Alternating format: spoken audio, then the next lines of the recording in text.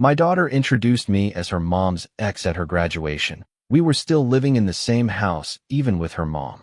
The applause hadn't even died down before I realized how invisible I truly was. That night, everything changed. I left, but what happened next was rather unexpected. I will tell you how it all unfolded. First, let me quickly thank you for your continuous support. This means a lot to us. If you enjoy the stories we share, kindly subscribe to this channel. It will be great if you can leave a comment on which city you are watching from. We might just give you a shout out in our next story.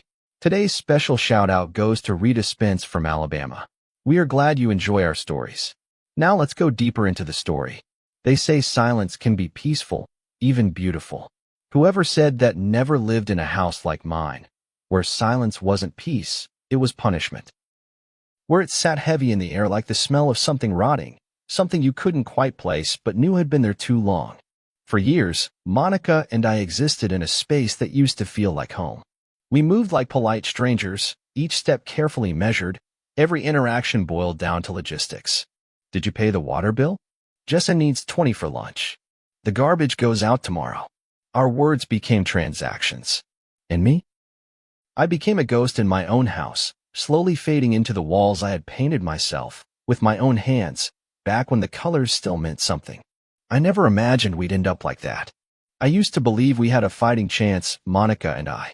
In the beginning, we shared everything, laughter, secrets, dreams about beach houses and European vacations we never took. But time has a cruel way of sanding down even the strongest bonds. First, the laughter thinned. Then came the missed date nights, the unanswered texts, the cold shoulders in bed.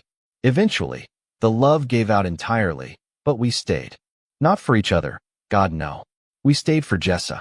Or at least, that's what I told myself. That somehow our presence under one roof was a gift to her, a sense of stability in a world spinning out faster every year. What a goddamn lie that turned out to be. Jessa wasn't my biological daughter, but she may as well have been. I met her when she was 5, already sharp and wary, like she'd learned too early not to trust too easily. I spent years earning that trust, braiding her hair before school, helping her build science fair volcanoes, clapping at every ballet recital even though she had 2 left feet. I never asked for anything in return except recognition, maybe a little appreciation.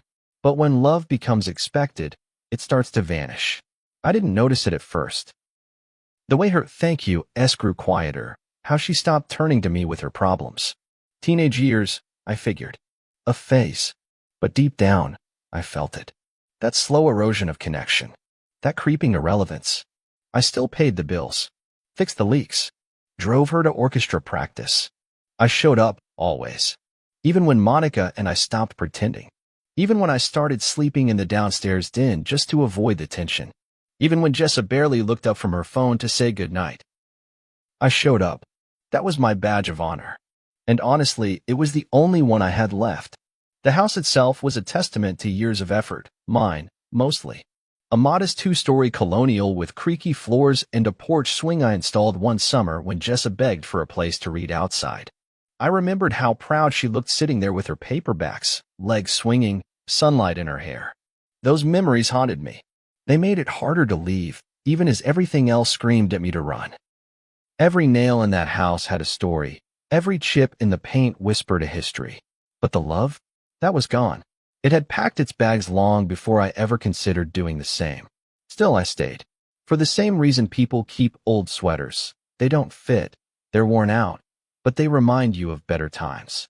I clung to a version of fatherhood and partnership that no longer existed. Monica was already gone in all the ways that mattered. She had her own life.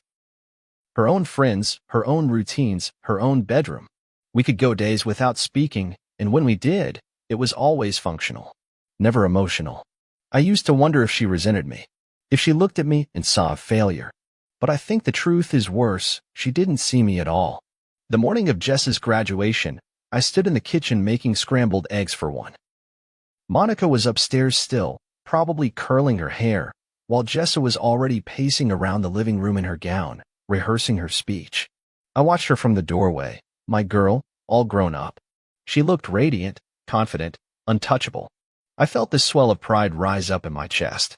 I wanted to tell her how proud I was, how much she meant to me, how I'd spent every day of her life trying to be the father she deserved. But the words died on my tongue. Instead, I just said, "You look beautiful, kiddo." She smiled, distracted. "Thanks," she said, barely glancing my way. Then she was out the door. At the ceremony, I took my seat in the crowd while Monica sat next to me, her perfume like a stranger's. The auditorium buzzed with chatter and camera shutters. When Jess's name was called, I stood and clapped until my palms stung. She walked across that stage like she owned it. When the principal invited her to say a few words, she leaned into the mic and started thanking people, her mom, her teachers, her friends. Then she said, "And to my mom's ex, thanks for being around, I guess." Just like that. My mom's ex. Not my father. Not even my stepdad. My mom's ex. The applause hadn't even died down before the weight of it crushed me. I sat there smiling like a fool, hands frozen mid-clap. The crowd roared around me, oblivious. Monica didn't look at me. Jessa didn't either. It was like I'd been edited out of my own life. And in that moment, something inside me broke, not with anger, but with finality. I realized I'd been fighting for a place in a family that had already moved on. They just hadn't told me yet. That night, I didn't cry. I didn't yell or argue. I walked through that house one last time, every step echoing with ghosts of who I used to be. I packed a single suitcase, clothes, a few framed photos, my grandfather's watch, and left everything else. I didn't say goodbye. There was no point. They wouldn't have noticed until morning. But I made one quiet vow as I locked the door behind me. They wouldn't hear from me again. Not because I hated them, but because I finally loved myself enough to stop begging for scraps. And from that night forward, they didn't just lose my presence. They lost access to everything I gave without question. My time, my effort, and my money. The morning of Jess's graduation felt like the eye of a hurricane. Calm, almost deceptively so, but with tension simmering beneath every surface. I woke up before anyone else, as usual.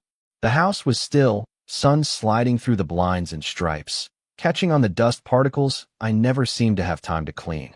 I stood at the stove making coffee, watching it percolate with the same focus I'd used for years to survive each day. One step at a time. One small task after another. That was the trick to living in a house where you no longer belonged. Keep moving so the stillness doesn't swallow you. Jess's cap and gown had been hanging in the hallway for days. Navy blue with gold trim. I couldn't help but pause every time I walked past it. That fabric represented something final and ending, not just for her but for all of us. She was moving on. That was the natural course of things. What wasn't natural was the way I felt pushed out before I even had a chance to say goodbye. I thought we were still a family, fractured though we were. I thought that counted for something. But by then, I should have known better. I wasn't in the picture anymore, not really.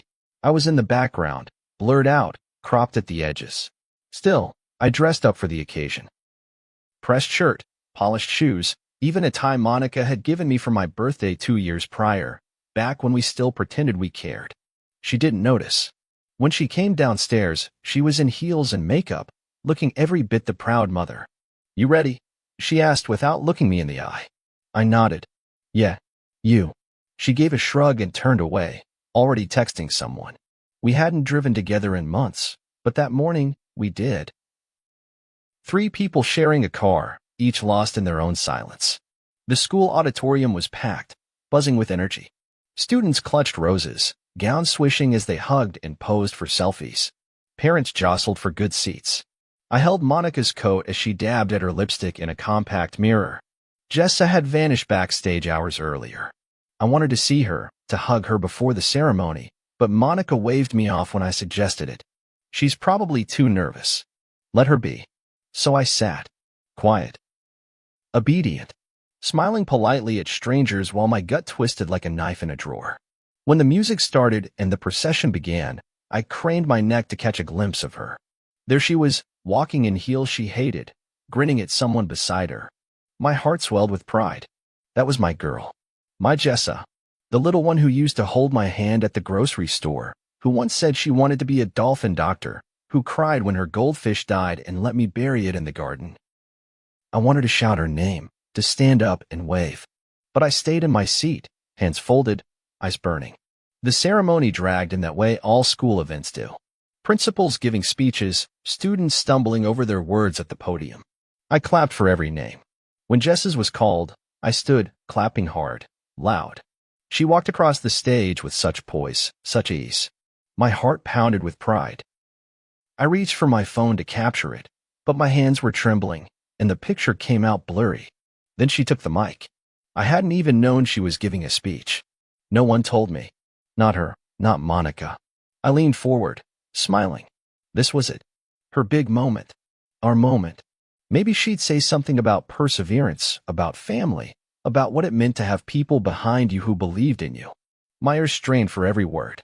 She thanked her mother first. Of course. Monica beamed beside me. Then she thanked her friends, her teachers, a guidance counselor whose name I didn't recognize. And to my mom's ex, she said with a quick smile and a laugh, "Thanks for being around, I guess." That was it. No name, no relationship, no father, not even stepdad, just her mom's ex. And not even a warm one. A shrug in verbal form, a dismissal wrapped in politeness. My stomach dropped so fast I thought I might throw up. Around me, people clapped, cheered.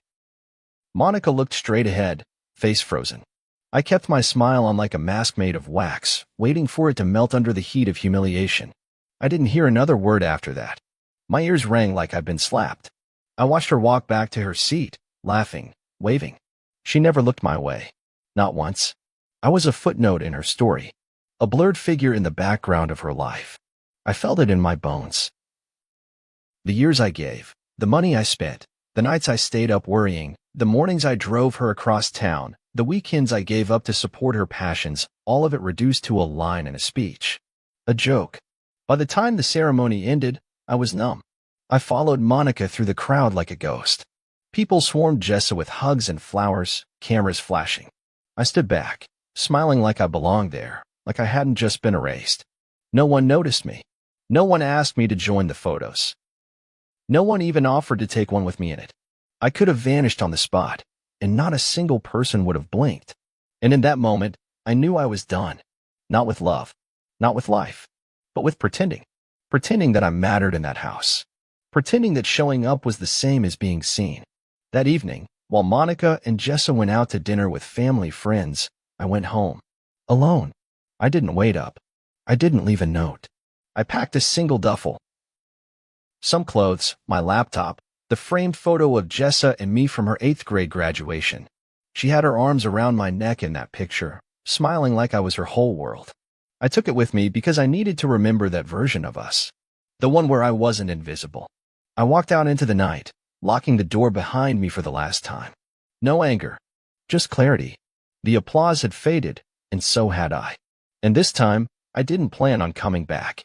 I didn't slam any doors. I didn't write some grand letter explaining everything they had done wrong. I didn't cry. I didn't even look back. That night, when I left, it was quiet, like most of my life in that house had been. Just the slow creak of the stairs as I walked up one last time to the room that used to be mine. A room I had been sleeping in alone for the past year, where the bed stayed perfectly made because I barely touched it anymore. It wasn't some dramatic exit. It was surgical, clean. I had been cutting myself out of their lives for months without realizing it. That night was just the final stitch. Packing didn't take long. It never does when the things you care about no longer live where you do. A few pairs of clothes. My shaving kit. The old leather-bound journal I used to write in before everything got too noisy in my head. The only thing I hesitated over was the photo. Jessa at 8, sitting on my shoulders, both of us grinning in some sun-drenched moment I didn't remember anymore. That version of her, of us, felt like a dream I'd once had and woken up from too early. I wrapped the frame in a hoodie and placed it gently in my duffel. I stood at her bedroom door for a while. It was cracked open, the way she always left it. Her light was still on, clothes scattered across the floor, open laptop humming quietly on the desk. She wasn't home yet. Still out with Monica and their friends, probably at some overpriced restaurant, celebrating like everything was whole. I didn't step inside. I didn't touch anything. I just stood there, staring, heart thudding like I was about to rob a place instead of leave one. Part of me hoped, foolishly, that she'd come home early, that we'd run into each other, that she'd say something, anything, to make me stay. But deep down, I knew she wouldn't. She hadn't truly seen me in months, maybe years. The house made small sounds behind me, pipes settling, the distant hum of the fridge, the wind nudging the front door. I walked through the hallway like a stranger, looking at the framed photos Monica insisted on keeping up even when we stopped pretending. One of our wedding day, one of Jess's first day of middle school. I was in all of them, smiling, eyes hopeful. I wanted to reach in and warn that man, tell him to brace for the years ahead, to save something for himself. But hindsight is cruel like that. It offers all the wisdom too late for you to use it. In the kitchen, I left my keys on the counter. No note, no explanation. Just the keys and my silence, which they'd grown comfortable with anyway. I stood there for a long moment, trying to feel something sharp enough to cut through the numbness, anger, sadness, regret. But what I felt was relief. The kind that's so soft, so deep, it almost feels like sleep. I hadn't realized how heavy it all was until I let it go. I drove to a hotel on the other side of town, one of those small roadside places with scratchy sheets and a microwave bolted to the desk. The man behind the counter didn't even look up when I checked in. He handed me a key card and mumbled something about breakfast hours. I could have been anyone. That anonymity felt like a gift. In the room, I dropped my bag, took off my shoes, and sat on the edge of the bed staring at the muted television. Some game show flickered on the screen. People clapped and laughed. It sounded like a different universe. I didn't sleep much that night. Not because I was anxious or uncertain. Quite the opposite. My mind was clearer than it had been in years. I laid there in that unfamiliar bed, staring at the ceiling, replaying every moment that led me to this decision now. Not to leave, but to stop waiting for a role I was never going to get. I wasn't Jess's father anymore. Not in the way that mattered to her. And Monica? She stopped being my partner the moment she started introducing herself at parties as single. I was the only one clinging to a title that had expired. The next morning, I turned off my phone. I wasn't ready to hear the fallout. The texts, the missed calls, the confusion. I knew how it would go. First concern, then guilt, and finally, frustration. Because it wasn't that they didn't care, exactly. It was that they cared when it was inconvenient for me to walk away. That's how it always works. People notice your presence only after it becomes an absence. And sure enough, the messages started coming. "Where are you?" from Monica. "Can we talk?" from Jessa. Then came the calls. I watched the screen light up again and again. I didn't answer. Not because I wanted to hurt them, but because I needed, for the first time in my life, to choose myself. To let them sit with the silence I'd been drowning in for years. By the third day, Monica sent a long text. Said she was shocked by my decision. Said I was making things harder than they needed to be. Said Jessa was devastated, though I doubted that. She'd been devastated about a lost phone charger before. I didn't respond. I just deleted the messages and closed the blinds. What they hadn't realized yet, but would soon, is that they didn't just lose the man who took out the trash or paid the tuition or stayed up fixing the internet at midnight. They lost the one person who never asked for much except to be seen. And now they'd have to figure out how to live without that. And for once, I wasn't going to help them. I didn't expect the silence to feel so peaceful. It wasn't the suffocating kind that had haunted me for years in that house. This silence was clean, calm, like fresh air after a storm. I spent the first few days in that hotel moving slow, learning how to take up space again. No one asking where I was going. No sounds of slammed cabinets. No passive-aggressive tension hanging between walls. I could breathe. And it was in that stillness that I started realizing how much of my life had been swallowed by the role I was expected to play. Provider, fixer, doormat. Invisible, as long as I kept giving. I moved into a small apartment a week later. Nothing fancy. One bedroom, creaky floors, kitchen the size of a closet. But it was mine. I furnished it with secondhand stuff, an old couch that slouched in the middle, a coffee table with one leg shorter than the rest. I could have dipped into my savings and bought new, but there was something grounding about starting fresh with things no one else had touched. It reminded me that I didn't have to keep up the performance anymore. I didn't need to present myself as the man who had it all together just to be allowed a place at someone else's table. I had my own now, even if it wobbled. The first real test came when Monica realized the money was gone. I had always kept our accounts linked, never questioned it. Bills auto-paid from a joint pool. Jess's college fund, her car insurance, groceries, everything flowed through me. I didn't mind then. I thought it made me dependable, necessary. But once I left, I quietly rerouted everything, closed the joint accounts, transferred my shares, set new passwords. Not out of spite, but out of self-respect. I wasn't going to bankroll the life I wasn't part of anymore. Monica called me 5 times that day. I let it ring.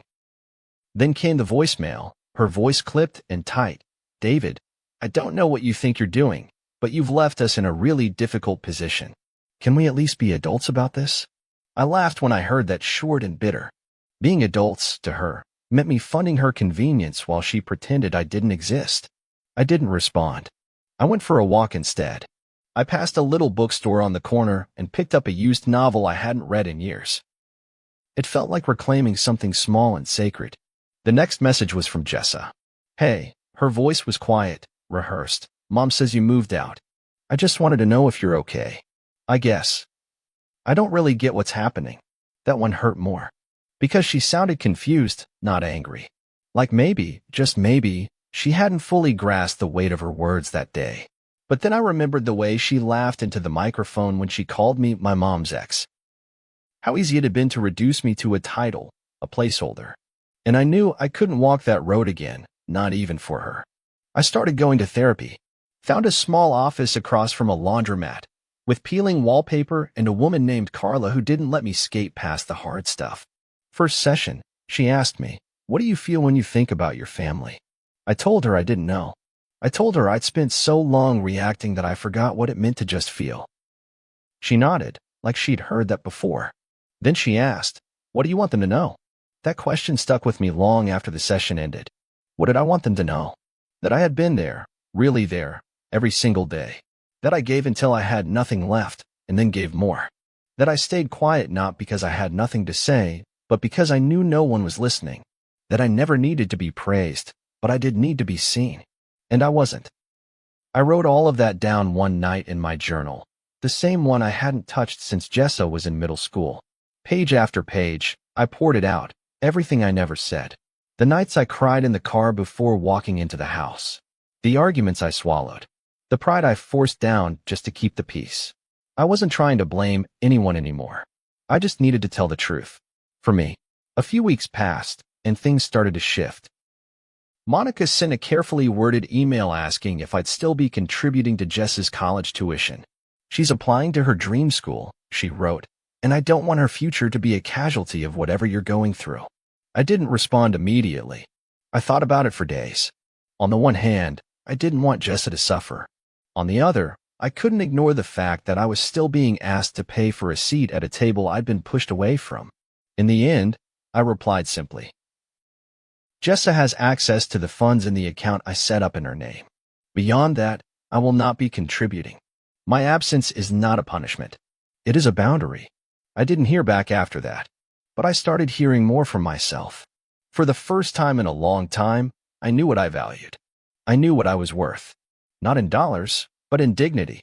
And if that meant losing the only family I'd ever had, so be it. Because being needed is not the same as being loved. And being used is not the same as being chosen. It was a Thursday, gray sky, damp pavement, the kind of day where everything feels heavier than it should. I had just gotten back from a grocery run, carrying a paper bag of frozen meals and discount soap, when I heard the knock. Not a casual tap, either. It was deliberate, a little too loud, too quick. I froze in the entryway. I hadn't invited anyone over. Barely anyone knew where I lived, really. Most of my old friends had drifted away during the long, quiet years, and I hadn't made any effort to reach out. I preferred it that way. Peace had become my most precious possession. But I knew that knock. I felt it in my bones. I opened the door to find Jessa standing there, and Monica standing behind her, arms crossed, eyes already tight with judgment. Jessa looked smaller somehow, in her oversized hoodie and mismatched sneakers, her hair thrown up carelessly. She looked tired. Not just physically, but in the way people look when the reality they built starts cracking under its own weight. Hi, Jessa said, trying for lightness but failing. She glanced behind me, like she expected to see the version of me she remembered, the always available, wallet open, problem-solving presence. But I didn't invite them in. I just stood there, the screen door between us like a line I had no intention of crossing again. "We've been trying to reach you," Monica said sharply. "You're not answering our calls."